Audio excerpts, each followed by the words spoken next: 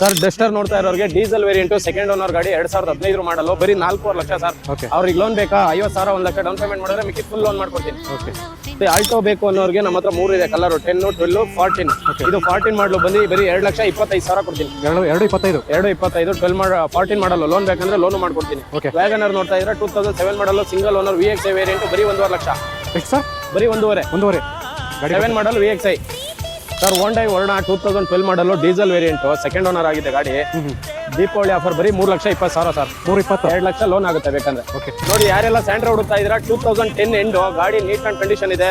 Accident free vehicle ಬರೀ 1,70,000 ರೂಪಾಯಿ.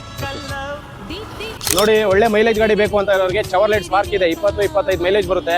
ಬರೀ 99,000 ದೀಪಾವಳಿ ಆಫರ್ ಸರ್. ಯಾರೆಲ್ಲ ಬಲಿನೋ ನೋಡ್ತಾ ಇದ್ದೀರಾ 2016 ಮಾಡಲ್ ಸಿಂಗಲ್ ಓನರ್ ಗಾಡಿ ಬರೀ 50,000 1 ಲಕ್ಷ ಡೌನ್ ಪೇಮೆಂಟ್ ಅಷ್ಟೇ.